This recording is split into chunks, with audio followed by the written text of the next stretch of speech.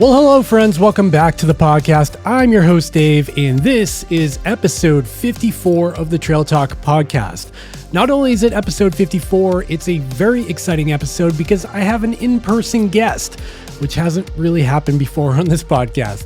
And it's a great guest. I have Shervin from Shervin Shares YouTube channel. Shervin Shares, the YouTube channel, is a rapidly growing channel that's only been around for a couple of years and has already grown to over 55,000 subscribers at an insanely fast growth rate. And Shervin focuses all of his efforts on wellness and wearables and fitness and all of that kind of genre. And it's been really interesting watching his channel grow and some of the really unique topics that he covers on his YouTube channel. And in this episode, it was really exciting to sit down with Shervin and discuss and cover all of the things that we have in common.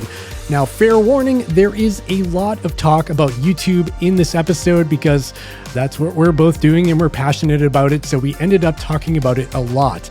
But bear with us because there is some other tidbits of knowledge that are sprinkled in there that are worth sticking around for. Before we dive all the way into this episode, I want to cover a few things. First up, if you haven't yet, go check out Shervin Shares YouTube channel. I'll have it linked in the show notes down below. And he's really easy to find because the YouTube algorithm really likes him right now.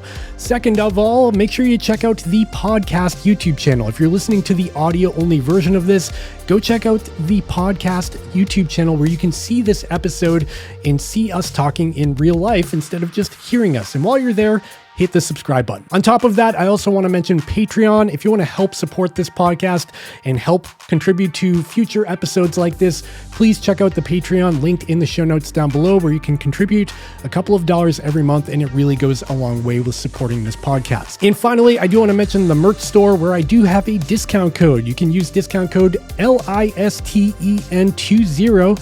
That's LISTEN20 for 20% off your order, off of your entire order at the merch store where you can get a holographic sticker or a Chase the Summit trucker hat or any of those things.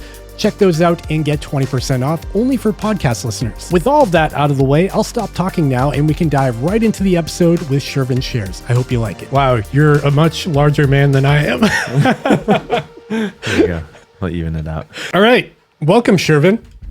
That's your name, correct? Correct. All right. What's your last name? It's not Shares. Shares? It's not Shares. It's a secret. Some people can find out. You could find out pretty easily, probably. All right. Welcome to the podcast, Shervin Shares. We've been talking for a while, but I decided it would be fun to turn this on and make it official and talk. All right. Let's rewind. For the audience, Shervin is a fellow YouTuber. He is known as Shervin Shares on YouTube, Instagram, all the places. Just crossed 55,000 subscribers. Yes. And blowing up like crazy. Let's hope it keeps going. Yeah. 10,000 some odd subscribers in the past month. About 1 million views in the past month. Which is crazy. That is crazy. Yes. Does that scare you? Like when you visualize 1 million people looking at your face? A little bit. But it also, like, that was one of my goals, was to have consistently 1 million views per month. That's so good. Now it's like, okay, this is the second time I've hit it. And I'm like, okay, how can I maintain it? Because it drops down to like 500,000. And I'm like, oh, now I'm depressed. Yeah. That is the weird roller coaster of YouTube, specifically the, I hate it, the 1 out of 10 thing. Did you notice they just add the ability to hide that? Yes. You can actually hide that now. But that is like, you spend 12 hours on a video, editing, whatever, maybe 40 with all the other stuff that goes into it. And then YouTube's like 10 out of 10, man. Sorry. It's I try to, it's hard, but yeah, I feel like I'm trying to disconnect my feelings with like the outcome. Yeah. Or the data, I should say. But when you pour a lot of effort and time into something and you're really proud of it and it bombs, how does that make you feel? It doesn't feel great. Yeah. I guess I go back and I'm like, okay, what did we do wrong? Like, was it the title thumbnail? Was it the packaging? Was it kind of how we presented the idea? Was it the intro? Like, how can I make it better next time? Yeah. Yeah. I always like to ask, like, when you're doing this job, whatever we're doing, and you're really in it and you're grinding, spending so much time on it, and we're in the fitness space, right? Do you feel like your channel actually hurts your wellness and your fitness? Or is it like a motivator for you to be in better shape? Both. Yeah. I think sometimes you're right. You're trying to put in a lot of work and like you don't get good sleep, or I can't go to the gym because there's so much that needs to be done. Yeah. And then it's like, okay, am I a phony? No, I'm just trying to make videos too. Like videos first is my achievement. And then on the other side, it's like, if I'm trying to hit a goal, like I did a 90-day fitness challenge against my roommate and it was for a video. So, and there were days where I didn't want to work out and I was like, I have to work out because it's for the video. So it kept me accountable. That's true. Like I guess I feel like it's the same way where in some ways it's bad for me.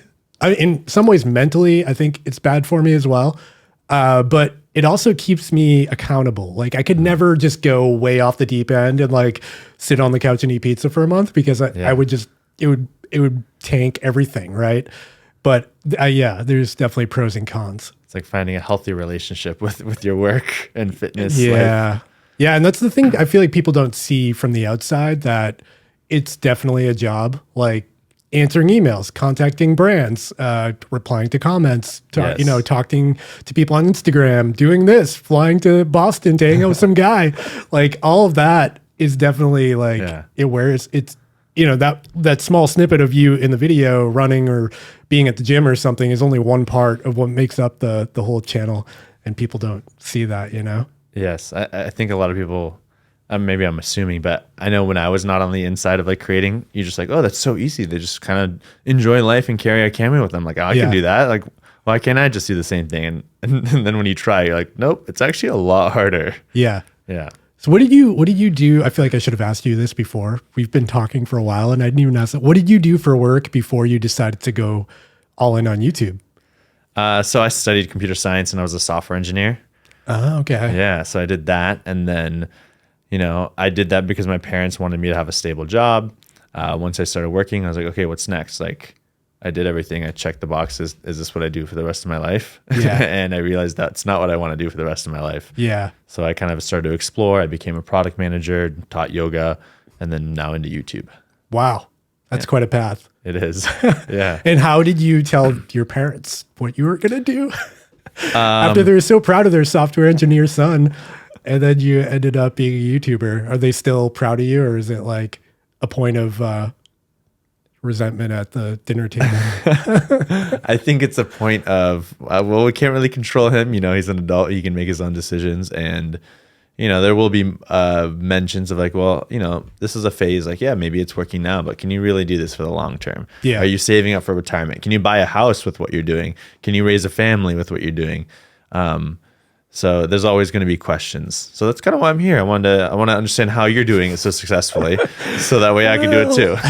It's still pretty new for me too. So that's the big question for me. I mean, I don't know how interesting this is to other people or viewers or whatever, but like, I wonder, because this career is such a new thing for everybody.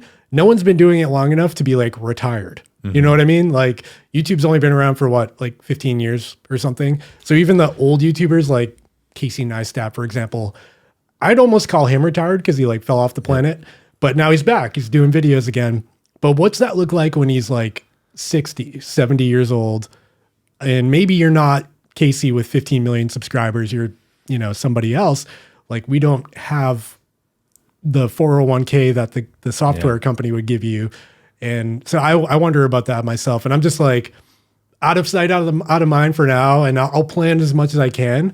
But what are your thoughts on that? Like long term? Yeah, I think a lot of people argue that creators have a lifespan, like, I don't know, 2 to 5 years, very similar to like an athlete. Like you'll go up, you'll peak, and then that's kind of it. So within those 2 to 5 year lifespan, I guess the goal could be to make as much money as possible so that way you can survive the rest of your life. But then I think there's other kinds of creators like MKBHD where maybe it's not about the person as much as it is about the products. And I think for him, he could do that for the rest of his life. Yeah, totally. Yeah. So it's like, which kind of creator are you going to be? Yeah. Even like Linus Tech Tips, that big tech channel, I think he's even like taken a step back and he's not, head of operations anymore. So that is definitely, but if you are the personality of the channel, that makes it a lot more difficult. Yeah.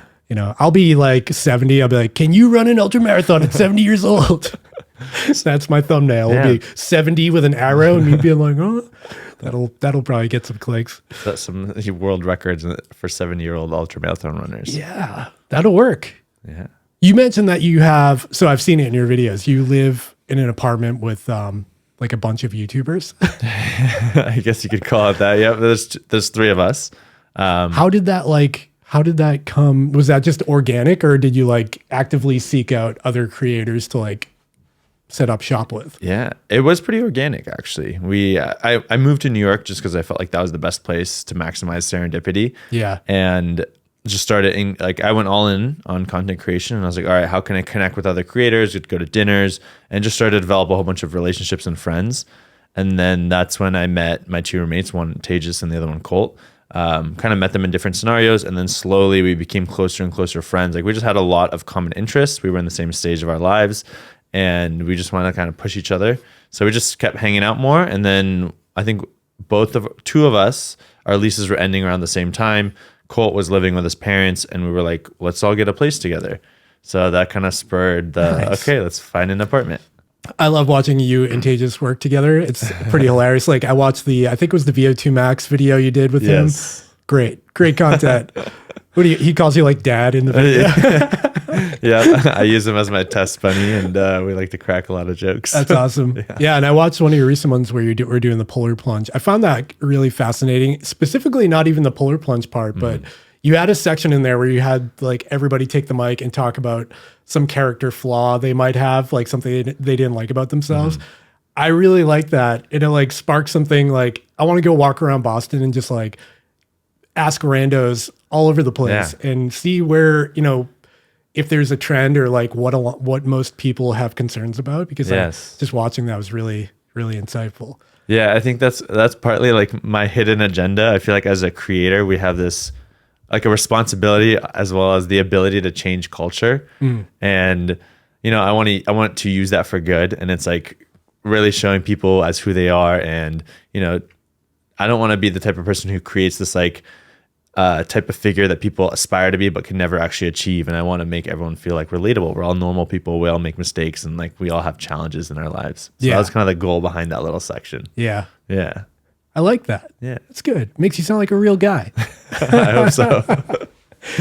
When you started YouTube, like I get the vibe from your videos that you like really wanted this to work. Well, obviously, but you definitely had like it planned out really well. And did you always, like 6 years ago when you made that video about going to Cuba with your bros?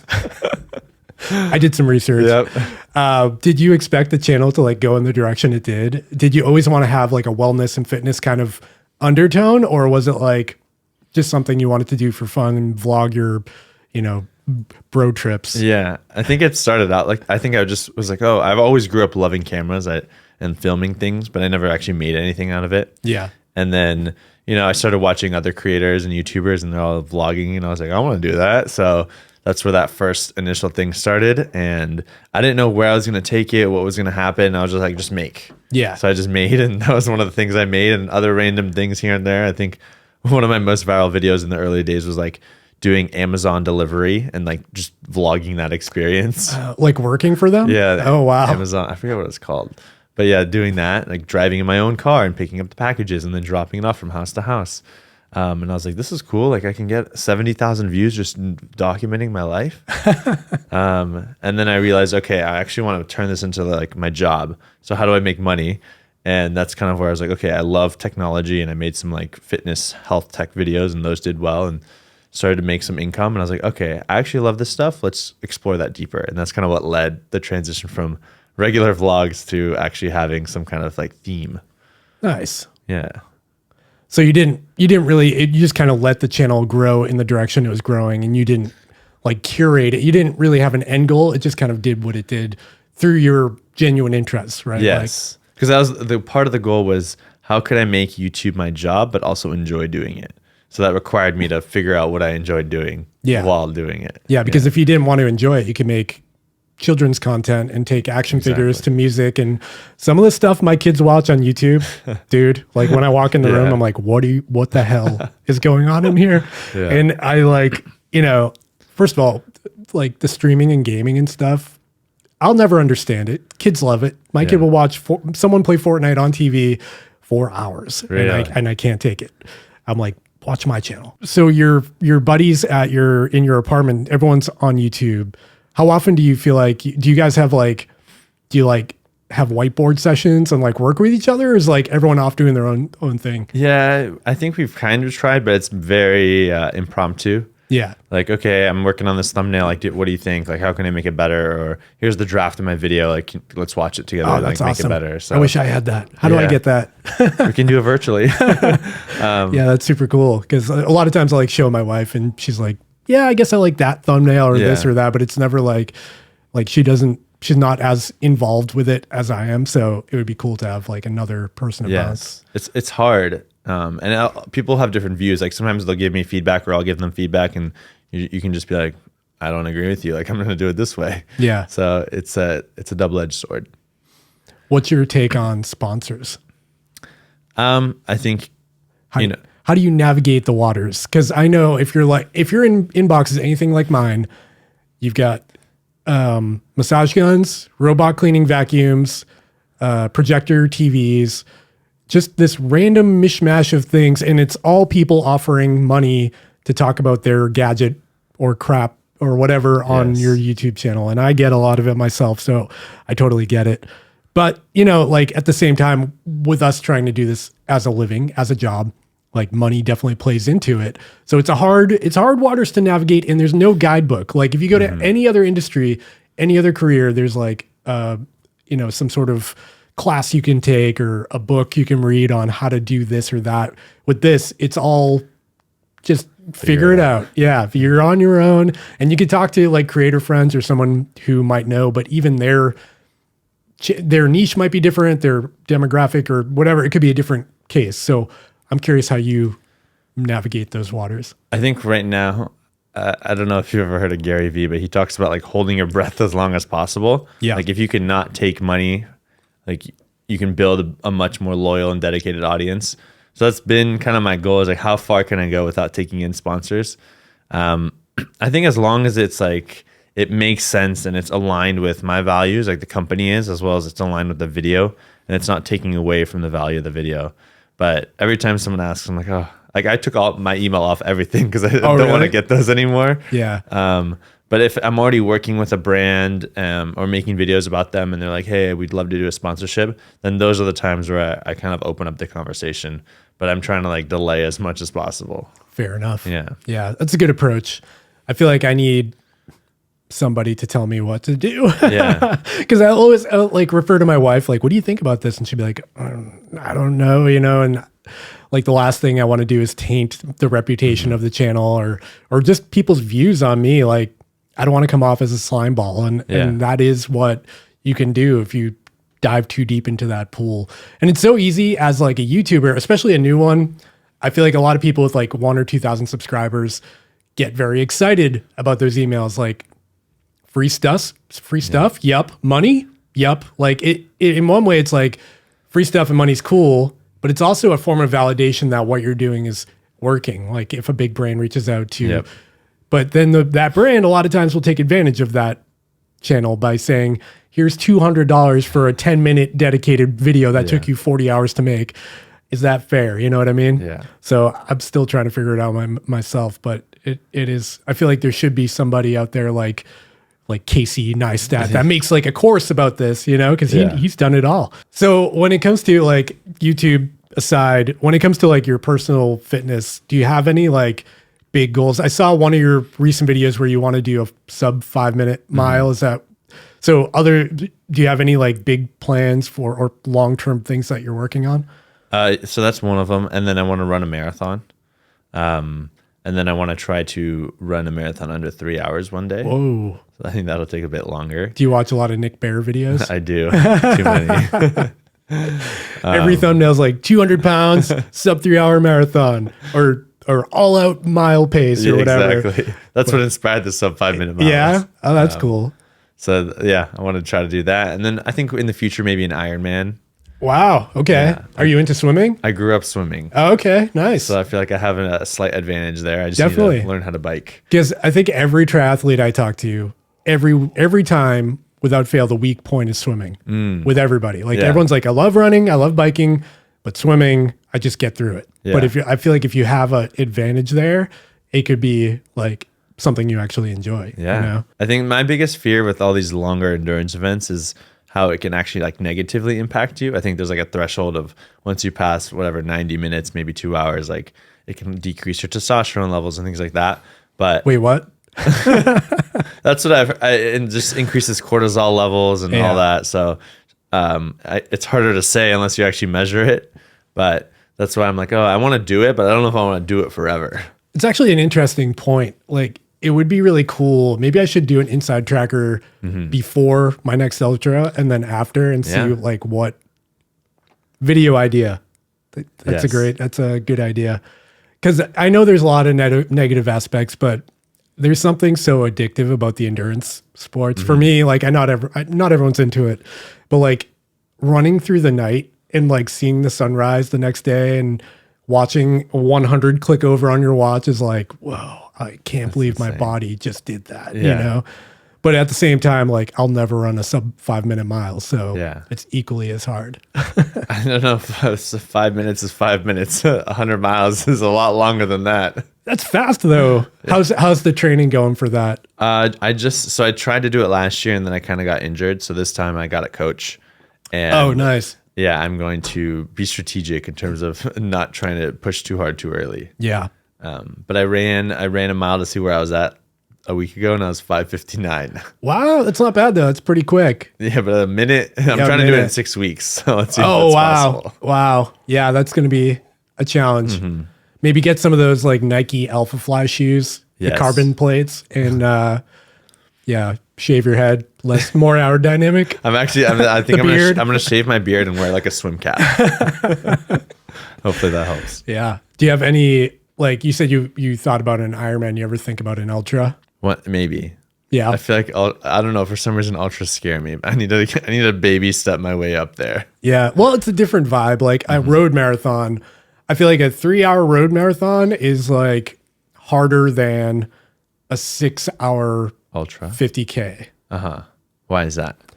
It's just a higher effort. It's a higher, you're just running on all cylinders. Like on a road, if you're going for a PR on a road marathon, you're at a much higher effort level than you would be at like a 50K. Because, well, unless you're like an elite front of the pack kind of guy at a 50K.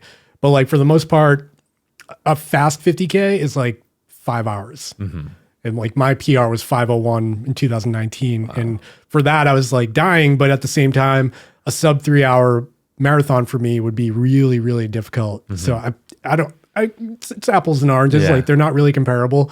But I do think that there's some, like a road race is more like a drag race. Like it's pure cardio. Yeah. Like there's not a lot of other variables, where at a trail ultra, there's like the terrain, the elevation gain, nutrition, because like if you're out there for 8 or 9 hours, you're worrying about what kind of food or electrolytes or calories you need to get in.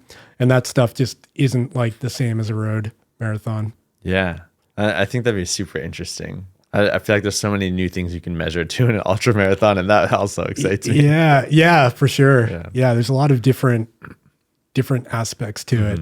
And if you can crack the code, especially with nutrition, for like 100, because there's people that like they either overdo it with salt or they're underdoing it or they're throwing up, or there's like a whole sea of, if you can nail down your hydration and nutrition, it's like a huge leg up. Even if you're not the elite, you can do well at like 100, which is 100 miles. How did you go about figuring it out for yourself? Like, was it just experimenting? Did you do lab tests? No lab tests. I wish you're more scientific than I am. That's in a good way. I feel like I want to do more lab tests. And it's ironic that like Inside Tracker like gave me a free test a year ago and I still haven't used it. Really? So now I'm like, now that you said that, I'm like, I have an ultra in 10 days. I have a 100 miler in July 14th. And I'm like, that would be really interesting to see what the before and afters look like. Like, how bad can it be? It's probably bad. Like, you feel like death the next day. But I didn't really know. I guess I should know that the testosterone, you can actually decrease your testosterone from a high, like an endurance event like that. I think, well, there's a lot of like your testosterone fluctuates. It's highest in the morning and then it like decreases throughout the day. And then I was just listening to a podcast with Huberman, I think, and he talks about how if it's really high intensity work or there's just a lot of effort over like 90 minutes, then that can potentially lead to lower testosterone levels. And I think if you're training for something and doing that often, like then that could lead to lower, like for marathon training, you have to do 20-mile runs. That's going to take more than 90 minutes. Yeah. But wouldn't your body adapt and like compensate for that? Potentially could. Yeah. I don't know the exact details. Yeah. Well, now I'm scared. Like I don't know what to do now. I think it's also easy to get lost in the numbers and freak out over things you don't need to freak out. Yeah. So just being like having a healthy relationship with all the data as well. Yeah. For your everyday wear, for your data, what do you have? Like right now I'm looking at you, I see a Whoop band. I see 2 rings. Yes. One is what I'm wearing. This is the Ultra Human. Oh no, I'm not wearing that today. Okay. You got an Aura? Is that Aura Aura ring, and this is a Rincon. I had the Ultra Human. I'm waiting for the new one. This is the new one. That's the Air? Yeah, the Air. Oh, they haven't the sent it to little me yet. thin one. Yes. Yeah, it's pretty cool. I have their older version. Okay. Yep. This is much less bulky than the Do you have the Aura ring? I do. And then you're just swapping it out for that one right now? Yeah, I wanted to try it out. Yeah. I was wearing the older version of this for like a month or 2, and then they sent me this one, so I just swapped this out the other day, and it's way more comfortable. Really? I like this because it feels like my wedding band. Like it's very. It feels like an actual ring. Yeah, it's. I mean, you can hold it. It's very low profile. What ring size are you? 7. 7. Yeah. Wow. This is really thin. I wish we had similar ring sizes to compare, but this feels really light. But the weird thing is the battery life doesn't seem as, I don't know the spec on it. Like I just took it out of the box and put it on, but the battery life doesn't seem like as long as their older version. It's like 2 or 3 days or something. Yeah. I get like 2, I think, but I have mixed feelings. I'll save that for the review. I don't know. Sometimes at a race when I'm doing this, when I've got this setup that you've got going on, I get like overwhelmed by it. Like I don't like the feeling of having so many things on me. And I feel like it gets in my head and can actually make me perform worse. So I try to wear as little as possible most days. But when I'm like actively testing, I'll look like multiple, you. yes. Yeah. Do you have people stop you and be like, "Hey, bro, what the hell are you doing?" Not with the watches. Okay. My friends do make jokes. They're like, "Oh, how many wearables are you wearing right now?" Or "What's on your wrist today?" But sometimes when I'll use like weird technology outside, then people will ask me questions. Like I'm trying this velocity-based trainer where you tie a string to like a barbell. And then when you're like lifting weights, like benching or squatting, like the string goes up and down. So people will walk up to me at the gym and be like, "What is that?" So that's kind of funny. It's a good conversation starter. Do you have people that recognize you at the gym, like from your channel? Surprisingly, yes. Yeah. Yeah, it happened. It happened like 3 times last week. Actually, well, you have a very distinct look. I feel like if you shaved, then you'd probably fly under the radar a little bit. But the mustache and beard gives you away. Like I saw you at the train station today. I was like, that's the guy. And I noticed the white Whoop band too. Yes, that stands out. Yeah. Yeah. It's kind of funny because I had a mustache. I feel like that was more distinct. And then now that I have the beard and I'll wear a hat. Usually if I'm wearing the same hat from the videos, people will recognize it easier. It's one hell of a beard. I gotta say, I have beard envy. Really? I mean, I thought my Greek genetics would assist me, but sitting across the table from that, it's quite a. I shaved this morning and it just popped out. It's all that testosterone from Huberman's pills, right? Yeah, but then it makes it really hard to be clean shaven. Yeah, true. But, So when it comes to the channel, like, what is your? Do you have like a goal? Is there like a stopping point for you, or is it just like go until you can't go anymore? Yeah, never be satisfied. Wow. No, I think there are certain like financial and like baseline goals I'd like to hit. But I guess once you hit those, there's always going to be, oh, what about the next thing? Like I was talking to someone who's like, if you make $10 million a year, then you're like, how do I make 20 million? How do I make 30 million? So it can be never ending. Yeah. I'd love to see those numbers. They're thinking real big. Yeah, right. Like Joe Rogan numbers. Yeah. So I think the main goal is how can I make this a sustainable career for the rest of my life? Yeah. That's priority number 1. And everything else is like icing on the cake. Right. So it's like, how do I get there? How do I build something that has enough momentum and has enough like reach and network and just brand deals where I can do that? I'm curious, like from just selfishly from doing YouTube myself, I like making certain kinds of videos that just bomb and don't perform well, but I still like doing them, right? And we talked about this a little before, but do you have like a niche that you genuinely enjoy doing, but like feel discouraged that you can't do them because they won't perform the way you want them to? Or is that something you just kind of morph into something else you think will perform well? You know what I mean? Yeah, I think you have to morph it. Like for me, like a big thing for me is like shoes. I love shoes. I've got a lot of shoes, but I found shoe reviews are like, 1,000, 2,000 views or something, and they kind of die. So I'm like, I like talking about them and I want to spend more time on them, but time is valuable. And, I want to invest my time in something fruitful. So I've been kind of dialing back on shoe reviews a lot more lately. Now, in your mind, what would you do in that situation? How would you morph a shoe review into something that works? So I think that's like a great question, because some ideas came into my head. I was like, okay, well, how can you make a video that would be interesting enough? Like, I think the reason people aren't watching is because there's probably only 1,000 people who know of your channel who are interested in shoes. So how do you get people who aren't interested in shoes? Like, I will not watch a shoe review, but I might watch a video where it is something about shoes, and then you tell me about these shoes, and then I'd be like, oh, that's cool, I'm going to buy that shoe. So maybe like people love transformations. So maybe it's like using the shoe to transform from X to Y in an ultra marathon or some kind of race. Or it's like testing the shoes. Like I think I've seen people do like running a mile in X shoe and then comparing all the shoes, like how fast were they able to go? That's kind of hard to do, but if you pull it off doing that. It's interesting actually to put it into that context, or like running a mile in non-carbon plated shoes versus carbon plated. Like how does that change your performance? But like, it is weird to think there's entire channels out there that are shoe tubers. Yes. It's a big niche and people love it. People love talking about shoes. I love them, but like, I don't know if I could have an entire, like have that be everything. Why not do like I have a series called like I bought the top 7X. So like I'll buy, like you could do I bought the top 7 like ultra marathon shoes or something like that. Like that could be interesting, because then you're kind of getting a gist of each one. Yeah. And you get to talk about the shoes, and now you're pulling in all 1,000 from each shoe, so you get 7,000 views. It's a good point. So what's your first marathon going to be?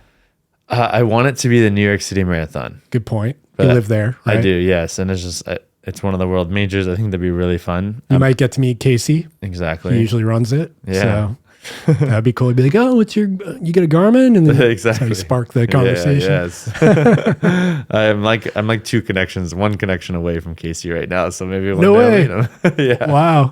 There's a lot of creators in New York that know him or work with him, or my roommate had worked with him once. Oh, wow. Yeah. So hopefully one day. But yeah, I want to do the New York City Marathon. I signed up. I'm trying to get in a little late, so finding a bib has been hard.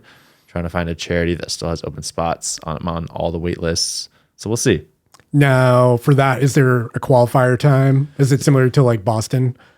Luckily, no. I think it's just it's hard to get into. You either have to get into a charity, or you have to like run 9 races the year before. Like there's this 9+1 program or something, but that requires you to plan a year and a half ahead of time. Yeah, and you planned like what? 6 months. Yeah. On your game. No, that'd be cool. That would make for a fun video. Yeah, I think it'd be really fun. Yeah. Yeah, because I'm based in New York, so it'd just be really exciting. Yeah, there's something about that. Like I never really had the Boston Marathon on my, I always thought it was kind of cool. I like that it's a famous thing that Boston is known for, but as a runner, I was like, it's like too much. It's like too much. Really? Like I'm kind of like the grassroots. I like $25 entry fees and like local community stuff. But after I've been there and seen it and like witnessed the excitement, I'm like, I got to do this. Yeah. It's like, my wife wants to do it too. It's like bucket list item now. And that was the same with Western States. I don't know if you know what that is. No, what is that? Basically the biggest ultramarathon in America, 100-miler out in California. And it goes from the Lake Tahoe area to Auburn, California. And that was one of those things, it's big. It's like 30,000 people apply and only 300 get in. That's their cutoff. And there's a lottery to get in. You have to win tickets. So like if I complete the ultramarathon I'm doing in a couple of weeks, I get a ticket That gets me one entry into the Western States Lottery. Wow. But after I went out there and I witnessed it firsthand, I was like, it's just so cool to like everybody's rallying. Like there's children riding bikes next to the runners, and it just felt like, I don't know. Yeah. It just like immediately sparked me like, I got to do this someday if I can ever get in. Wow. And only 300 people run? Yeah, the cutoff, I think it's 340 is like the max. And does like each person have like a team, like a caravan? Yeah. Of Yeah. like 5 people supporting them throughout the race? Yeah. And it's really tricky because it's point to point. So it's like 100 miles long in a direction. Yeah. And so the crew, because it's a trail run and it's going through mountains and backcountry where you can't get a car, basically your run goes like this. And then the car is doing these huge, like they got to drive for hours just to get to meet up with their runners to the crude aid stations for like 30 seconds. Because the runner comes in, they douse them. It's 100 degrees out. So they're squeezing sponges on them and throwing gel packets at them and, checking on them. And then they're out. They're back on the trail. And then they have to get back in their car and like chase them down to the next one. That's crazy. Yeah. Is that why you had so many kids? So you could have a large crew supporting you? Yes. Yeah. Yeah. Makes sense. Crew captain, except my kids would just abandon me and like find an ice cream stand somewhere. Oh, no. They're like, we need sustenance. Forget about dad. So what do you got planned in Boston? What are you gonna do while you're in town? I have like a travel series where I try to travel to different places, and I don't know, maybe it's my inner desire to have wanted to be a travel vlogger that never died. So now I'm packaging it in a way that is tied with my technology. So I think tomorrow I'm going to shoot like a travel to Boston, explore, sightsee a little bit, and just document that experience and have fun with it, and hopefully create a fun video that deepens the relationship with my audience. Cool. Yeah. Yeah. Meet some Shervin shares viewers in the Boston area. Yeah, let's see. I get recognized in New York, but I'd never outside of it. Oh, it's actually cool. Whoop is nearby. Their headquarters is actually in Boston, I think. I think I emailed them. Let's see if they let me visit. What'd be really cool is if you could get like a tour of their facility or something like that. Be really cool. Yeah. Have you been to it? No. And actually, I'm just saying that now, that would be a really interesting thing. I don't know if they manufacture there or they have, I don't know what they do there, or just software or whatever, but it would still be cool to, stop by and see what's going on there. Yeah, I want to do that. I wonder if it might just say made in China. It probably does. Taiwan, something. Yeah, that's interesting. There's also New Balance down there. Like there's a whole area where it's all like fitness related stuff. Really? Yeah. It's like a store or like a they experience? They have like their headquarters there. I don't know what they do at the New Balance if like you can just walk in, but I've seen there's another YouTube channel called Believe in the Run. I don't know if it's mainly about shoes. But they went there and they did like a VO2 Max test and tested out some of their shoes and stuff. That looked really cool. Okay. And yeah, I haven't done that either. I'll have to try to see if I can get in there. Yeah, just go knocking on doors. Yeah. Like hold up your YouTube credentials and see what happens. Media pass. Yeah. So you need the plaque, the 100,000 subscriber plaque so you can... Working towards that. Did you get yours yet? No. No. Okay, listen to this. Yes. I've been waiting for this day for a long time, Shervin, for the 100,000 mark. Yes. And I saw it approaching, and I thought the day you hit 100K, you Show get up it at your door. Yeah, like a FedEx tracking number showed up in your email, like, it'll be here tomorrow. Turns out that's not the case. Turns out you have to wait 7 to 10 days to claim it. You can't claim it right away. You get your check mark, you get verified like within a day. Yeah. But you don't get to claim the plaque for 7 to 10 days. Then they give you like a coupon code. It's literally a code. They go on the award website and like copy and paste the code in, and then you get the plaque. And then it gets delivered in 3 to 4 weeks. Oh wow. So I don't get to see my plaque for 3 to 4 weeks. So it's almost a 2-month process. Yeah. Yeah. And I had to clear the space for it. Not really, but I was really excited about it. I mean, that's the thing. Like everyone's like, congrats on this many subscribers, when like ultimately the subscriber number means nothing. Like when my kids, they're like, how many subscribers you have and whatever. And I'm like, oh, Mr. Beast has 180 billion, whatever. Yeah. It doesn't mean anything, but it does. I don't know how you feel about this, but it feels like a form of validation for what you're doing to see the numbers go up, Yes. Yeah, I think even right now it's meaning less and less on YouTube, especially with the short form. A lot of creators are just skyrocketing to like 1 million in 90 days with short form content. And it's like a metric that's not really, that you can't really look at. Like, Because someone might have 1 million subscribers and then you go look at their videos and they're getting like 100 views per video. I don't get that. Yeah. I don't understand. Like I've seen that with a couple of, I won't even say their names because I like them, but like their channels are hitting 700, 800,000 subscribers. And you look at the videos, it's all shorts and they all have 500, 600 views. So where are the subscribers coming from?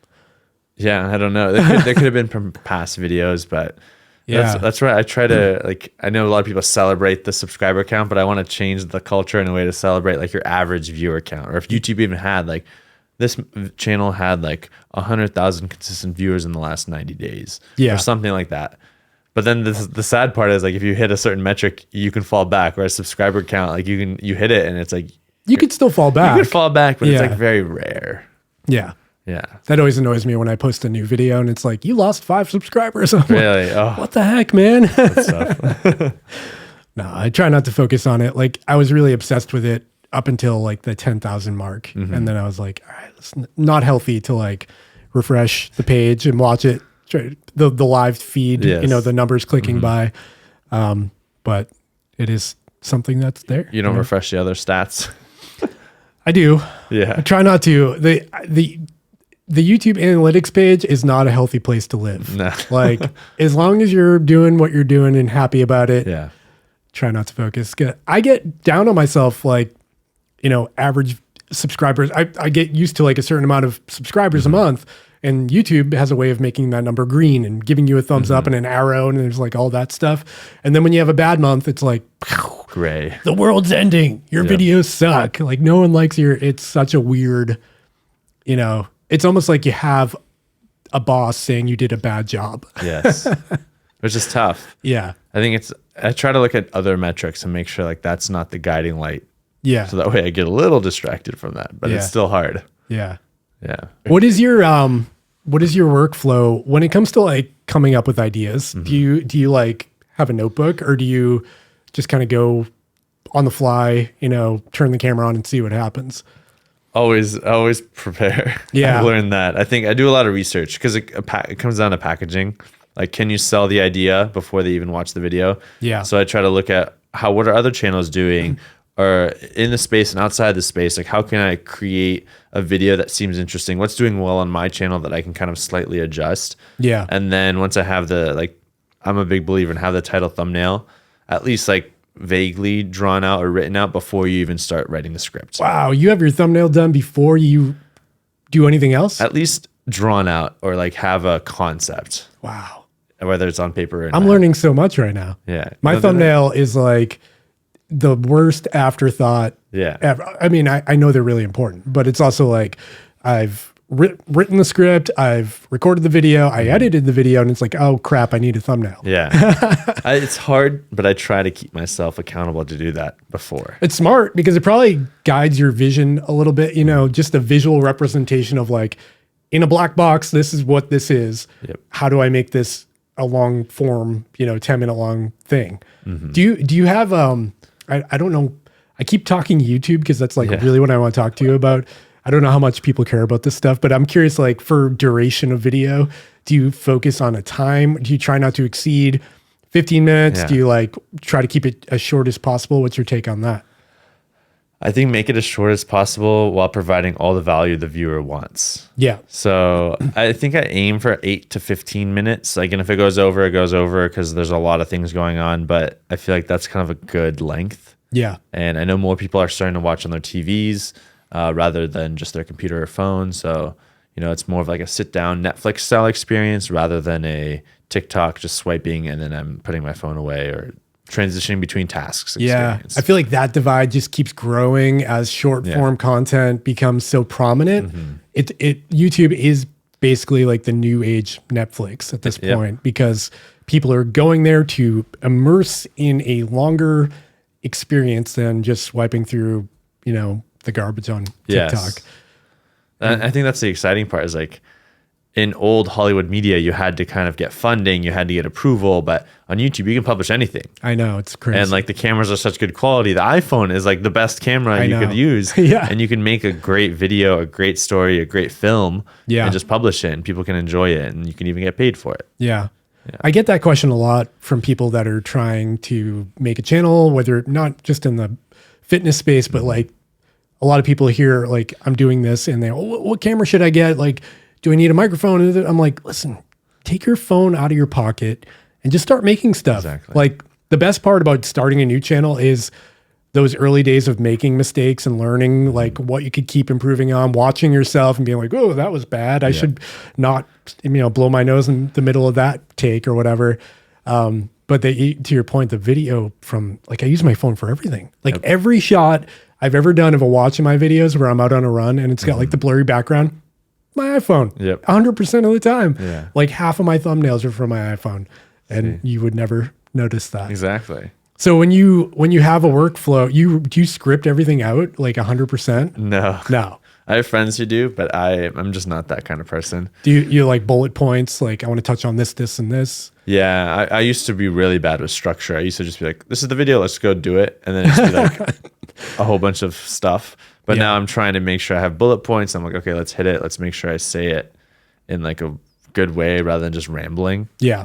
But I still struggle with that, but trying to get better at it. During the pandemic times, were you in New York for that? No, I was in Colorado. What were you doing in Colorado? I was working a job.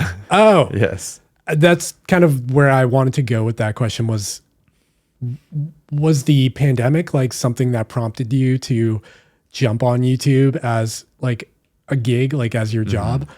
Because that was a big push for me. Yeah. I felt like I had the time now. I was in my, I couldn't go to work. We had to work from home, but being home, I had more time to like noodle around with other things because I was in my home. Is that something you feel helped or? I think so. Part of when I was working at a company in Colorado, and then the pandemic started, and I left Colorado and just moved back in with my parents. And I was still doing YouTube, but I was like, now that I'm not paying rent, I can use my salary to pay an editor. So I was funneling all the money from my job to YouTube, and then I moved to New York because I was like, let's just be somewhere interesting. And then the job asked me to move back to Denver, and I was like, actually, I'm gonna do YouTube. So I left that job, and that's when I went all in on YouTube. I love that. Yeah. And where did you grow up? I grew up in California, Southern California. Yeah. Why'd you leave there to come to such a cold, harsh place? Because harsh conditions create amazing people. What is that saying? Without pressure, there is no diamonds or something. I forget. Yeah, you need pressure. Pressure can create diamonds or burst pipes. So you need the right amount of pressure on the right thing. Yeah. So are you you love the city? Is that like? I do. Yeah. I was nothing bad about Boston, but I was like, once I got off the plane and I was walking around Boston, I was like, wow, I really miss New York. Like this is a city, but it's not New York City. Wow. Yeah. When I go to Boston, I'm like, there's too many people here. Really? It's too much. Yeah. Everyone, maybe I was it felt like it was kind of crowded, but everyone was like getting ready for work, well dressed. Yeah. And like had their little company corporate badges on their waist. And I was like, it seems like everyone here works at like a corporate company. And I was like, good for them, but I can't live in this world. Yeah. I feel like there is a big difference between Boston and New York. Mm-hmm. There's like a culture in New York. It's almost like everyone's on the same team. Like everyone's everyone's in it together. Like it's kind of a comforting vibe. I like New York City, but again, too many people. Yeah. But in Boston, have you heard the term masshole before? I have not. Yeah, we've got a lot of those in Really? Boston. I feel like everyone's kind of on their own page. I mean, we still have there's still a sense of community, probably more so than a lot of other cities I've been in, but it's a little bit colder. Mm-hmm. And I don't know if that just comes with the temperatures, but it's the same in New York City. Interesting. So, yeah. That's funny. Have you visited like other places that you enjoy more than New York, or is it just kind of where you ended up? Like, was that top of your A pick? Yes. For where you want to move? Yeah. I think I'd rank like top cities I'd live in. New York is number 1. Austin was number 2. Oh, nice. Yeah. And then San Francisco or LA. Okay.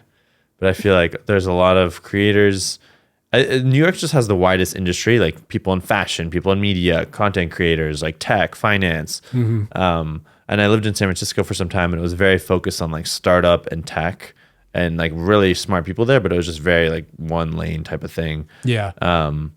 So I think that's why I like New York a lot. And then Austin has kind of like a mix. It's more up and coming. I lived in Denver, and that kind of had similar Austin vibes. I love but it was Denver. small. I've been there a couple Yeah? of times. I really like that city. I don't know what it is about it, but it's like clean, and I like the public transportation. It's very easy. And then you have mountains off in the distance. So cool Yes. to have that like right there. And as you know, a trail runner, that seems like a nice balance of like accessibility to the outdoor space, and then having that city, good food too. Yeah. That was pretty fun. Great. I think it's great because you're super close to the outdoorsy stuff. And it's like elevation training almost. Yeah. I guess it is technically.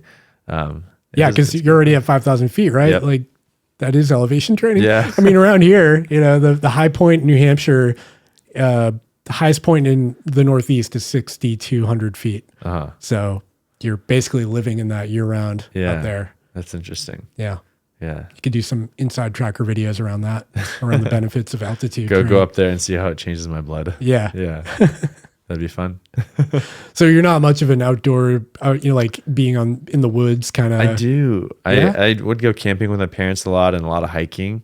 And I love that about Colorado. And I do miss it a little bit, but I guess I don't love it enough to chase after. Like there's other goals and other priorities of things I want right now. Yeah. Well, You have upstate New York has some pretty beautiful areas. You get the 46ers, right? Is that what the 46 peaks beyond 4,000 feet tall. Really? Yeah, there's like a list of them, and then you get a badge if you do them all. Really? Yeah. Okay, I have to look into that. Similar to New Hampshire. That's my badge there for New Hampshire, the red thing.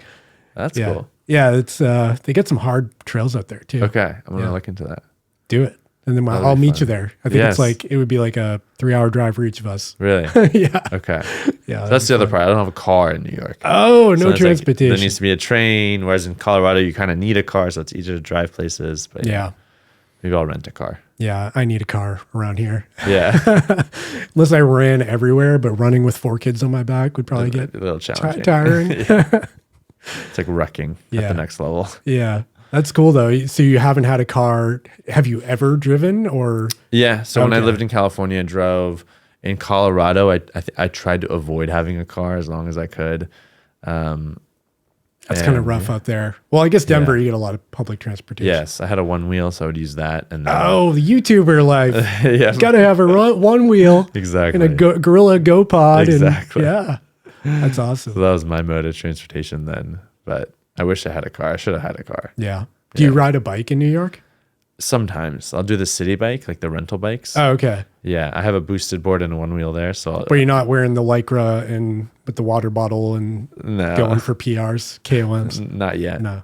One day, Yeah. just outside in the city bike. Well, you had mentioned that you thought about Ironman, so I want you're not like a cyclist at all. Not really. No. I've done Soul Cycle. Does that count? I think so. But I'm doing a little bit more cycling right now. Like I'll do it maybe once a week, twice a week, just to kind of do like easy cycling, get my body used to it. Yeah. As like cross training for running. But I haven't really I haven't gotten a bike or done the actual, outdoor biking with those advanced, expensive bikes. The advanced. Yeah. Or you have to like lean forward like this. And, Yeah. I've been thinking about like the Apple Watch Ultra has the new power meter support and speed support and stuff. And I'm like, how do I test that?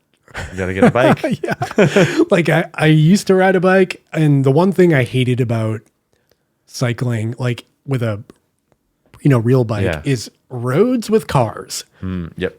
So scary. Like I'll run on a road all day long, but there's something about, first of all, people hate you. Yeah. And the funny thing is, like, even when I rode a lot of when I did a lot of bike riding, I still got mad at people on bikes in my car. Like, what is that about? There's some weird thing where when there's a group of cyclists on the side of the road, you're like, get up, you're in my way, but then they feel the same way. It's like this battle, but it's terrifying, especially like around here with, no painted, bike lanes, nothing like that. But I guess New York, you probably don't have to worry about that too much. There's like paths, like bike paths that I'd probably bike on. Yeah. Or like Central Park, you can do that loop. But that's definitely a factor, like the danger of doing it outside Yeah. cars. One day, I'll get there. Yeah. You're going to wear a swim cap and shave your beard off for that too. Got to be more aerodynamic. There's a video that someone did where they tested the aerodynamics on a bike. Did you ever watch that? No. And they're like, they were trying to figure out how much can shaving your legs and arms help with like speed on a bike? Did it do nothing? Because that's what I would expect. They found that actually it depends at higher speeds. So if you're like more elite and you're at certain like wattages and certain miles per hour, it had a much greater impact just because of the wind resistance. Interesting. Yeah. Did they like put Vaseline all over somebody and try that too? I don't know. I think they first did regular, and then they did shaved legs, and then they did shaved legs and arms. I always knew that was a thing, but like it just seemed like so inconsequential. I guess for swimmers too, right? That's very popular. It doesn't matter, like in swimming. I think so. I did it when I was a swimmer. Every big The whole race. thing? Yeah. Oh man. We would wear a swim cap, but everything else, like head to toe, we'd shave it all off. Like I think any potential value or like percentage of increase speed you can get, you got to take. Yeah, whatever you can, I guess. Yeah, even if it was like a 5 or not even 5, but like a 1% improvement. Yeah, I guess if you told me that, like I could run an ultra 1% faster, I would definitely do it. Yeah, and especially if it's a sprinting race, I guess it impacts, but like 1% on an ultra, add that over that distance, like it could be huge. Yeah. When you're sprinting, like especially in swimming, like it could be 0.01 seconds. So like that little extra could be winning the race or not winning. Do you have a goal for your marathon, or is that just gonna be like survival? Finish without walking. Nice. That's a good goal. Like I could set a time goal, but it's my first marathon. I'd rather set it so it's easy enough where I could succeed. Yeah. At least in my head. And maybe I don't hit that, but I think I can. As long as I don't get injured, I think I can do it. So you do a lot of stuff. You're in the gym. You're doing all the testing and stuff. Is there like what percentage of your weekly, like what does a week look like for you when it comes to working out? Right now, I think it's a little excessive. So I'll do 4 days of strength training per week. There was a point where I did 6. Sometimes as I start running more, I'll probably cut it down to 3. And that's usually like 1 hour-ish sessions. Okay. And then usually I'll tack on like a 20-minute sauna after those if I have time. And then outside of that, I'll do some kind of cardio, running right now. Do you tie your sauna use with cold plunge as well? It depends. If it's like a recovery day, yes. Yeah. But if okay. I'm doing strength training, I'll just stick to the sauna. And Sundays might be a recovery day where I'll do sauna and cold plunge if I can find access to it. And then I'll do running. Right now it's like 3 to 4 times a week. And hopefully, like at one point it was like 5 or 6. So hopefully I'll slowly ramp up to that at one point. Okay. Yeah. That's a lot. Yeah. I should probably do the math. Like it's a part-time job. Yeah. I mean, that is, my wife is kind of she's marathon training right now, and she's really into weight training as well. So she's trying to do both and be a mom of 4 right now. And I'm watching her, and she's waking up at 4:00 in the morning, doing her workouts, and then, start our day. Yeah. And I'm like, wow, you're burning out. Like, sometimes you need a chill day, you know, and it's so hard for her to do. But it sounds like you're in a similar boat. So I don't have kids or other adults to be responsible for it all. Well, you got Tejas, right? You got responsible for him. Got to make him dinner. That's cool though. So are you on like a structure? You have a coach now, so you're doing like structured running. Yep. And so what kind of mileage is that a week? That's a good question. I think it's like 10 to 15. It's more sprint work based. So we're doing 2 track workouts a week and then 2 other runs, 1 easy, 1 longer run. But it's less focused on mileage and more on like strategic improvements for like boosting VO2 max or whatever. Yes. Yep. So yeah. Do you feel like stronger? How long have you been in the training?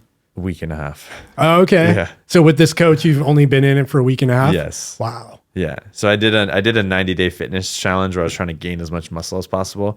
And then right when that ended, I was like, all right, now let's transition to running. And I'm like 15, 20 pounds heavier than when I stopped running last time. Yeah. So I'm like, it's going to be tough to maintain that, or at least get to that same speed that I was at before. Yeah. But now that's the goal right now. Wow. Yeah. Yeah. It's Nick Bear in a nutshell right there. Exactly. He fluctuates a lot. Yeah. Yeah. So what's the plan with the coach? How long is that going to go on for? We're going to do 6 weeks to train for the sub 5 minute mile. And then once that's over, transition to kind of more marathon training. And that'll go until, New York City Marathon, or if not, I'll just run my own marathon or find another marathon to do. When's New York City? What? November. November. Okay. Yeah, early November. So I think I have 12 weeks after that. Well, you could just not get a bib and just show up on race day and see what happens. Not sure. The comments could probably go a little crazy. When you talk to your coach, like, did you approach them immediately with like, I need to run a sub 5 mile? Like, was that the conversation when you talked to them? Yeah. So I actually interviewed like 12 coaches because I wanted to. Did the first 11 say no chance? And then you found one of those? everyone was super smart, super nice. I think it was just like, who's the best fit for the video and who kind of trains in a way that matches like my style and who did I vibe with the best. So they're actually going to be in the video? Yes. That's part of the plan. Yeah. Nice. So I want them, you know how like Nick Bear kind of has his coach as like a character. I want them to also be a character. Yeah. And make that part of the experience. So yeah. When it comes to coaching, like you've run before this, obviously, how different are your runs compared to like just running with your own plan? Yeah. Is it like wildly different, like more or less, or? It's, I would say right now it's a little less. Like when I was running, I was like, oh, I want to do 4 to 5 sessions of 90-minute zone 2 running per week. And like at that, I'm doing 10-minute miles. That's like 7 to 9 miles sometimes. Mm-hmm.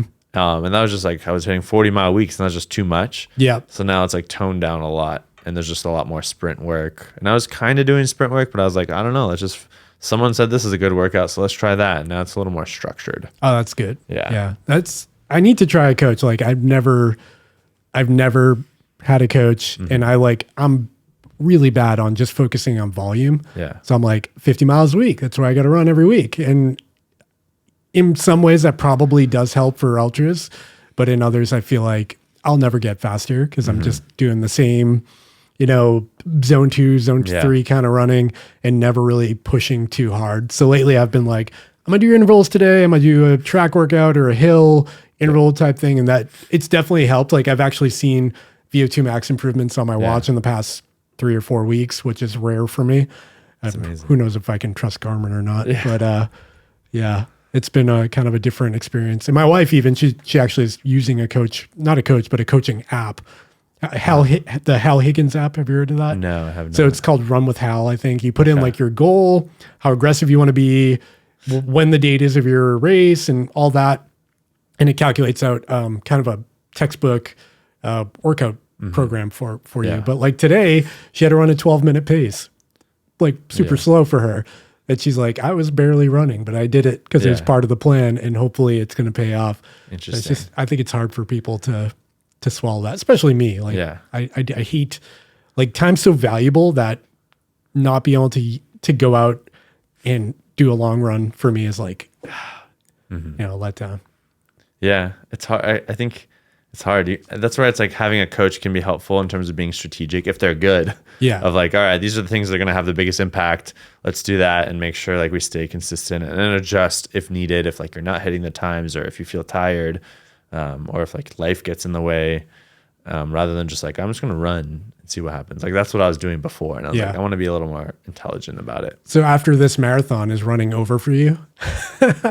No, that's when I want to on to the next thing. Yeah, on to the next thing. Yeah. Ironman time. Yeah. I want to do the sub 3 hour marathon. So that'll be, we'll see how this marathon goes. And then that'll be kind of like a more long-term goal maybe.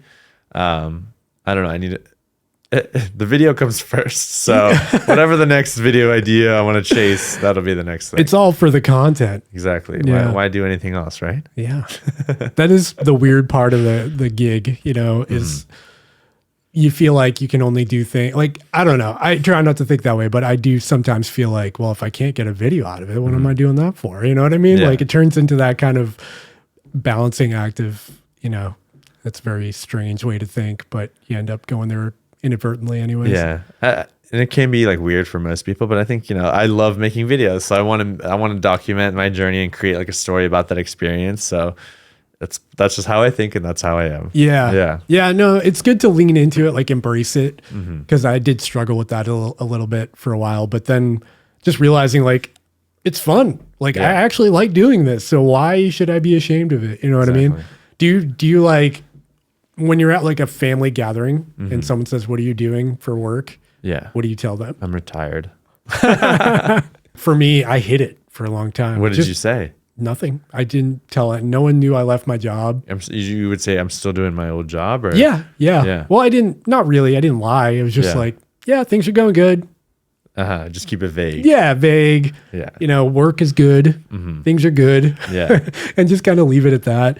God, there was some like level of shame of, I don't know, like the word influencer really bothers me. Yeah. And I want to be more of I like the word content creator. I like, video maker, whatever. But like, I don't want to influence people to do anything, I just want to like tell my story and hopefully other people relate. Maybe a community can be around it, but then at Thanksgiving dinner with the family, it's a really awkward conversation to have. So I always like to ask that to other creators, like, what do you tell people you do? Yeah. I mean, funny. You're not on OnlyFans, so you got that going for you. How do you know? Shervin really shares on OnlyFans. For only $9.99. No, I think, I don't use the word influencer. I don't connect with that. I usually call myself a content creator. But even then, when people ask what I do, I guess family or strangers, I'll say I work in media. And then I switch it back to them. What do you do? Yeah. So I try to keep it vague and not talk about myself as much as possible, because the most common question after they find out that you make content or videos is, how many followers do you have? And I'm like, oh my God, is that really what you want to ask? And that's where like it's a very vanity based and like kind of high level conversation, rather than like, they should ask like, oh, why are you interested in this? Or like, what inspired this? Like, get deeper into it. So yeah. That is weird. Now that you bring that up, that is the number one response to I'm a content creator. Oh, how many subscribers do you have? Yes. And that is really strange because they never ask like what niche or what interest or anything like that. And the really uncomfortable thing is when people are like, hey, I hit subscribe for you.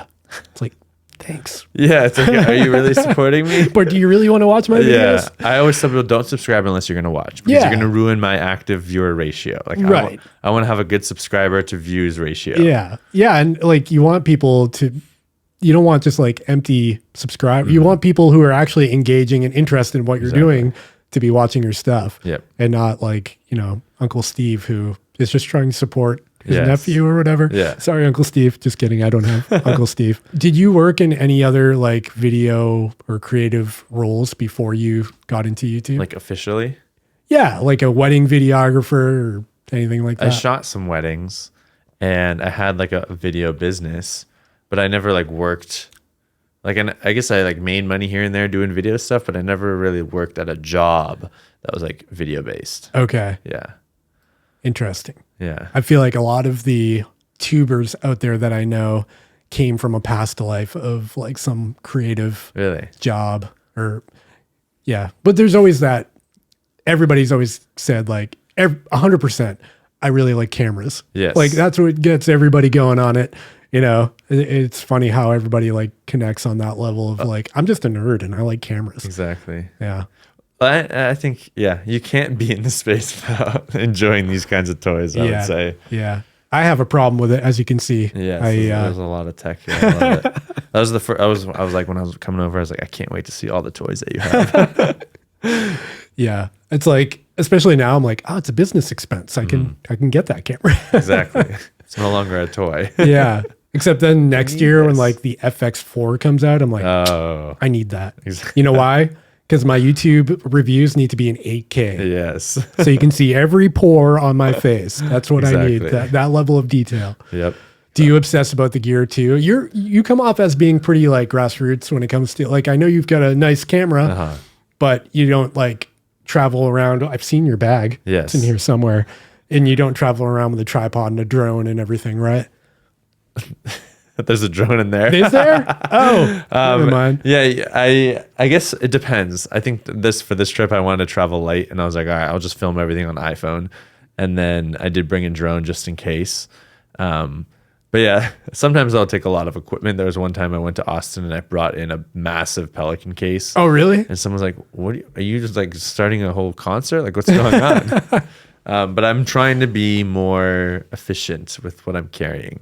Yeah. And I feel like sometimes that's a good way of approaching things. Like I went to, when I traveled to Western states, the shoe company Hoka brought me out there, and I brought my A7 IV, I brought a GoPro and some other stuff. And it turned out like when you have a camera that just gets out of the way, it doesn't ruin your experience. Like I feel like with these, the nicer cameras, you're like, what should my aperture be for this shot? I would need that bokeh blurry background when, the iPhone shot will be just fine. And you're more engaging in the video because you're not fiddling with all the numbers on the camera and stuff. Yeah. And so that's been kind of a learning. I leave these mainly, like the big cameras stay in the studio. And then like when I go out, it's really just a GoPro or a phone. Yeah. Because the iPhone's new action mode is so good. I don't even touch my GoPro anymore. Like my friend has an Insta360, so I'll borrow that. Yeah. But like the iPhone is so good. It's so small. And like I can just pull it out of my pocket and start filming. Yeah. So it's hard. Like there are times where I would take my camera and I'd never take it out of the suitcase. And I was like, why am I traveling with this? Yeah. It's a liability. It's expensive. Exactly. It's heavy. Yeah. That's cool though. So everything you're doing in Boston will be on your phone. Yep. Nice. That's the plan. Yes. Have you adopted the iPad Final Cut yet? I downloaded it and I started a project, but I didn't edit anything on it yet. Yeah, me too. I was like, this is going to be great. And then I got it. I was like, how do I need a mouse. Or this is going to be really, really uncomfortable. Yeah, there's always a learning curve. And you're like, I'll do it later. When it comes to tech, what do you think we're going to see in 2024? Like what's going to be the next big, right now I feel like the big thing is OLED displays. They're everywhere. But like on Garmin's and stuff, do you think we're going to see anything new? That's a good question. I feel like the OLED displays are cool. I like colors. But I don't know if you got one on right now. It's just the Apple Watch has it? Yeah. Okay, I don't know. Isn't it AMOLED? You have a Garmin too, right? Yeah. Yeah, the Epix Pro, Epix Pro, 51 millimeter. Yep. But I guess the Apple Watch has always had it, so I kind of took it for granted. Yeah. I think that's a tough question. I think we're going to see more rings. Yeah. Like there's going to be more advanced technology in rings probably. Funny timing. I think is today the Samsung Unpacked. Is it? It might be. Yeah. And I have a feling they're going to announce a ring, like a Galaxy ring. That'd be interesting. I don't know anything about that, but I feel like that's going to be their move. Yeah. And it'll only work on Android, I bet. It'll only work on their phones. But once they do it, once they open that door, it'll be 2 years before there's an Apple ring. Yep. And that'll work with your iPhone and your Apple Watch and blah, blah, blah. That's a good point. I always wonder this though, because I've been doing this for a while, and it's like the Garmin Fenix 3 has a new heart rate sensor. And that was the first one to get the heart rate sensor. And it was a big deal. Yep. And the next year was like, got way better battery life. And now we're at a point where it's like, okay, we've got OLED displays. We've got insane battery life for these watches, like 80 hours in a GPS activity. You can't really get any better than that. Yeah. So it's like, if you're Garmin, where do you go from here? I was watching a Mark Lewis video, and he mentioned how like the Fenix 6, it's good enough. Like it checked all the boxes. It's a great watch. And then everything else from there, like you don't really need any of that. Yeah. And I was like, that's so true. And they keep introducing stuff like the endurance score, and the hill score, and all these things that, like, some of them I like. I like body battery. That's fun. I hate it and I like it because I wake up in the morning, I'm like, oh crap, 40. I used to look at it, but I stopped looking at it. What's your body battery today? See, I don't even know how to check it. I don't think it's on here. I keep mine on my watch face, man. Oh. 59 right now. I never changed the default settings. But it is weird. It's pretty interesting to see how, this is reflected in Whoop and Aura and stuff too. Like if you have a beer, it tanks your HRV, your body battery, everything's just like, it's like an implosion of all of your systems. And it's just cool to see that reflected on your, wearable devices as well. That's the one thing I love. Going back to the shaping culture, like I want to be a part of the big piece of like making drinking not as cool. Wow. Like right now, I feel like you kind of have to drink to be accepted and be involved in communities. So what if like it was cold plunging or a different way where you could still have that same kind of euphoric feeling maybe, or whatever, different sensation from what you currently feel. Yeah. And if like wearables can help change that culture, I think Gen Z is already becoming like a generation who doesn't like to drink as much and focus more on health and wellness. Like if it's more definitely people- getting less cool. Yeah. I'll say that, but you're right. It's a big social thing. Mm-hmm. Like even for me, when, you know, my buddy calls me and is like, hey, want to get a beer? Mm-hmm. It's like a good reason to go and meet and talk. And, you know, it's just the thing that's there. So you don't drink at all. I do drink from time to time, but very rarely. And Okay. I'm never like, oh, that was awesome, I drank. I'm always like, oh no, not again. Yeah. Yeah. I mean, it's so hard to like 4th of July cookout, whatever. It's like, it's always present. There's always someone offering you something. And then it does feel in a way weird to be like, no, thank you. Like, and then everyone's like, oh, party pooper. Cool. Thanks for inviting Dave here, you know? But yeah, so you do drink, but you want to advocate for for making it less of a culture thing here. Like my current roommates, I would say most of us, we rarely drink. Yeah. And like we have a very close friend group where it's like, it's not an activity that we do. If there's something special going on, sure. But our like close group of friends, it's just, that's the culture. It's like, yeah, we'll go have fun. We'll go like 4th of July, we watch the fireworks. Like we were heading back late on the subway. We're all like laughing, cracking jokes. And like none of us drank that day. Yeah. So like, I was like, I love this. Like I want to have a friend group like that where you can have fun. You can do all the same activities, but like drinking is not a focus or a necessary component of it. Yeah. I would push for that too. Because even in my own life, I do feel that pressure a lot, you know, it's like everything. You know, I went to a baseball game with my son and my dad and my brother-in-law the other day. And it was like immediately like, let's get beers. And it was like, you know, 4:00 in the afternoon. And I'm like, oh, I guess, let's do that. But it didn't need to happen. You're right. Yes. And you never, like, there's never been a moment the next day where I'm like, that was a good idea. you know, it's like, crap, that was a lot of empty calories. I feel like crap today. My body battery looks bad. Like all that. So you guys, are you like cold plunging every day now since you made that video with your buddies? Not really. I think because the tubing of the cold plunge is outside, there's a lot of stuff that goes in. Like we try to go back a week later and it was just so gross. Like there's just animals in there. Oh, no. Not animals, but like bugs and a lot of dirt. So we have to clean it a lot. So, and it's not at my house, it's at my friend's house. So we just don't use it. Yeah. Yeah. So you don't have that as like part of your everyday regimen? I wish, but no. Do you think there's a really like genuinely a big like something that you benefit from it? It's all hype. Yeah. I think it's mostly hype, but I love the feeling and the sensation. And it's like, if you feel good and you like it, do it. Yeah. I never know how to feel. Cause like, I know Huberman's a big advocate. Joe Rogan loves it. Like, but you know, I always wonder, is it going to be one of those things 20 years from now when we look back and we're like, what the hell were we all doing? Cause it is such a fad now. Yes, it is. And that takes its credibility away for a little for me. Cause you look at like, remember the machine back in the day that jiggled your body and that was supposed to lose fat? That would be a funny video. We should get one of those. I feel like we're going to look at it like that. Like we used to step into cold ass water and think it was, you know, something healthy for us. But at the same time, it could be, you know? Yeah. And I do like the idea of doing difficult things. You know, a lot of people are very comfortable. They wake up, sit on the couch, watch TV, you know, eat dinner, go to bed. Yep. And putting yourself in an uncomfortable situation, probably in the morning, is probably a good way to get, you know, the sparks going for like a successful or a more productive day at least. And so you like the mental aspect of it. I feel like, right, let's say it's not healthy or it's not unhealthy and it's just neutral, like doing it, would you still do it would be a great question. And I think for me, I would. Like, I think I love going in there and just getting that shock and the sensation. The same thing with the sauna. Like, let's say it doesn't actually do anything and it's just nice. Like, I actually like it because I can disconnect. I don't bring my phone in there. Yeah. So like there's other value adds that I get out of it, which might not be health, like physical health things. So in that regard, like I do like it. Yeah. Yeah.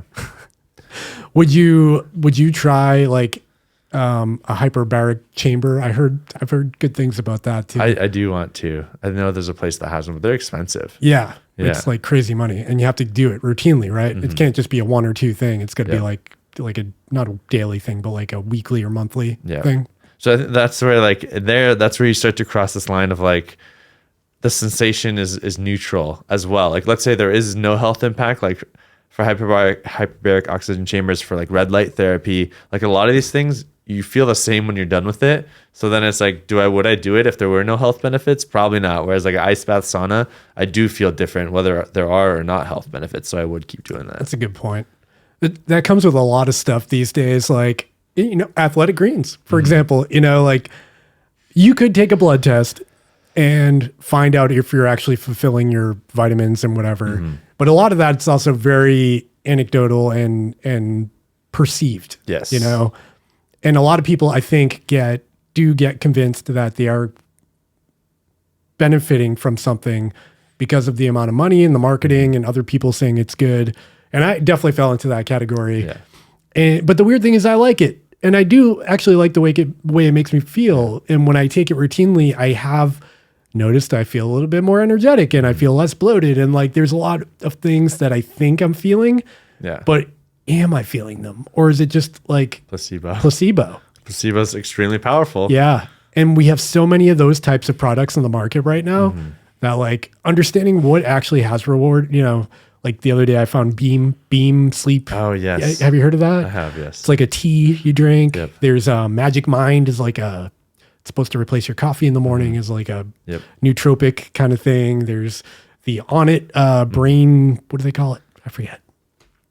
But I tried that. I know what you're talking about. I took it for a month and I was like, I don't feel any smarter. No. Have you tried Qualia Mind?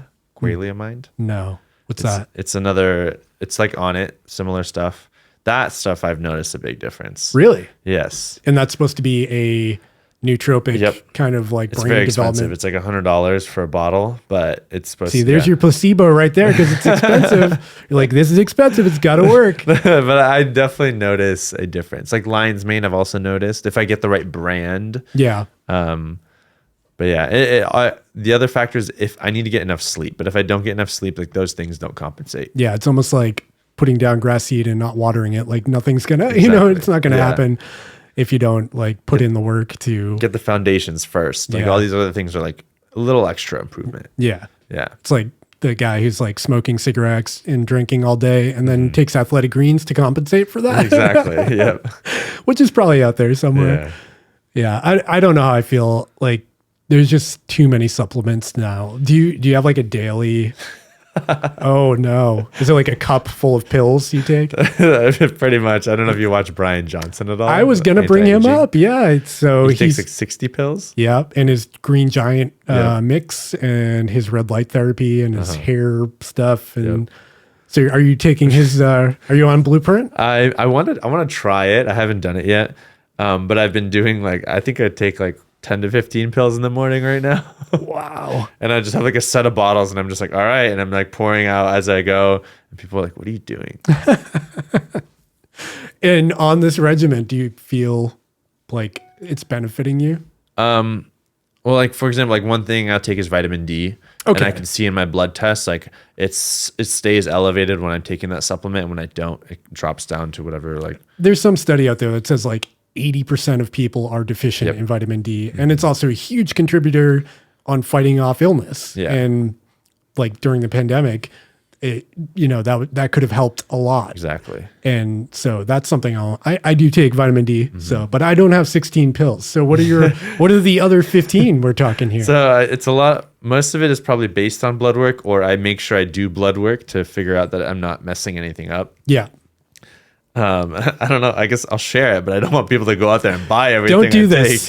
Don't do this. Don't buy. So vitamin D, I'll do zinc as well. Okay. And then magnesium. Yeah. That's a big one that I've noticed. I don't think I have enough of from blood work. And then I'm just doing my testosterone experiment of herbs. Yeah. So Tonkat Ali and Fedosia agrestis.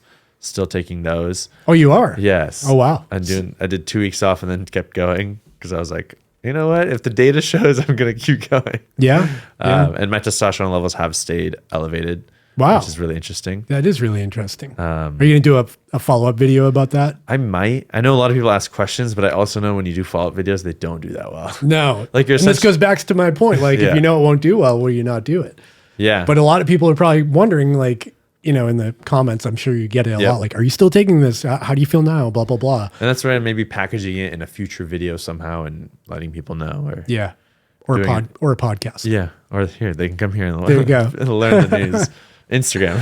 Yeah. This is all pretty normal so far, Yeah. except for the Tonkat LE and Agrestis. But Like turmeric. yeah, I'll take that. anti-inflammatory Omega-3s. stuff. Okay. Yeah, anti-inflammatory stuff. And then boron. I heard that supposedly can help with this testosterone as well. Interesting. Do you take glucosamine No. for joint pain? No. No? Do you take that? Yeah. Is that because from running a lot? Yeah. Or, yeah. And I do notice Okay. like a huge, I know it's Interesting. medically, it's not Yeah. proven. There's a lot of articles out there Yeah. that are like, it does nothing. You're wasting your money. For me, I notice it if I take it for extended periods of time for Yeah. like when I'm on heavier training cycles, way less, niggles and knee pain and stuff like Yeah. that. Is it majority knee pain or? Yeah, for me, Okay. because I've had surgery on my knees. Okay. And, running ultras doesn't Yeah. really lend itself to that. So I try to take whatever back to that 1% improvement. Yeah. If I can get anything, if just a slight, reduction of inflammation or less pain, I'm on board. So I do like that. I've also been doing CBD topicals lately, and that has been really impressive. Yeah. I'm not like big on topicals or the idea of, CBD kind of has a bad connotation to it.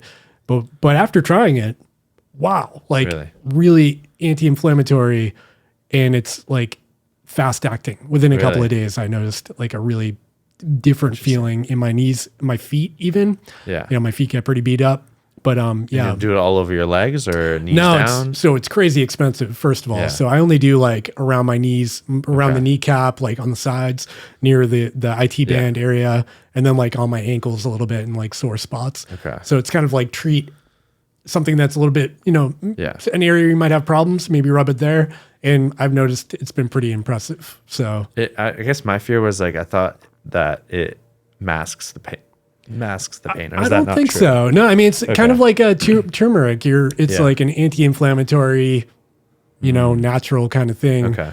And less of, a Tylenol, like a pain blocker. It's more of a reducing the actual thing that's causing the pain. Okay. I hope. That's why I didn't use it. I thought it was a natural Tylenol. And I was like, I don't know. Yeah. Like, will that make me get injured more? But maybe I'll experiment. So you don't do anything with CBD?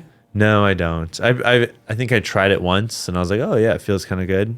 But then I never really tried it again. I was like, I want to make sure that my body is strong enough to withstand this rather than like hiding the pain. But right. That's the tricky part. But the topicals have been a game changer. Okay. So interesting. that's my big thing. Yeah. I might do a video about it. I don't know. I'd be curious to know your recovery routine. Like what tools have worked and what don't, what's like a scam. Yeah, I don't know. Yeah, I guess it's But it's all survival for me. Like I've never really been that structured in recovery. But like after 100, it's just you're wrecked. Like I'll be toast for a week. Yeah. And then hopefully I can bounce back after that if there's no injuries. It's crazy. That's the life, man. Yeah. Gotta get like a massage every single day after or something. That would be nice. I haven't tried that. Like a sports massage. Yes. I haven't tried Or like that. do foam rolling. Yeah. I use massage guns. I foam roll. Okay. I just do some like static stretches in the morning, and even people say not to do that. I like that. Yeah. But like the day after is hilarious to watch someone get out of bed. It's like just struggling. Yeah, you're just like this wooden. Yeah. You're just like nothing. Your whole body's like failing you. It's like what the heck is going on, and you just got to like get through it. But I feel like it's all hydration and food, and just putting back what you took out. Yeah. Do you have like a strict diet when it comes to your everyday? Donuts and cereal. No. The Shervin shares diet, donuts and cereal. Diet's probably my weakest point when it comes to health. Really? Yes. I would have pegged you as like a carnivore diet or like something, on that wavelength. Yeah. But no. Is that the energy? No, I to be honest, I don't like eating.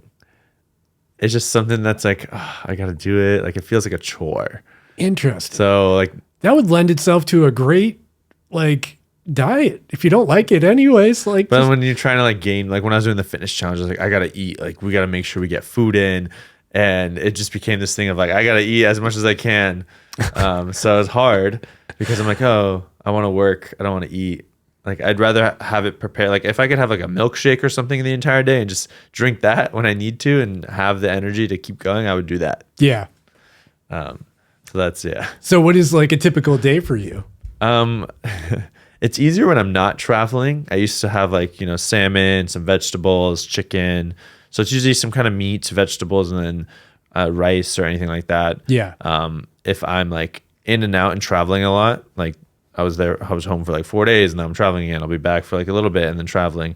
So then I'll do like Chipotle or Sweet Green, or go to the grocery store and buy like pre-made stuff. Yeah. Whatever's like the most efficient. Okay. That's somewhat healthy. I try to stick to whole foods. Not what I expected from you. I expected know. like a really in-depth look at macronutrients and that's really interesting. I'm extremely bad at that. I try to track my food and I just can't do it.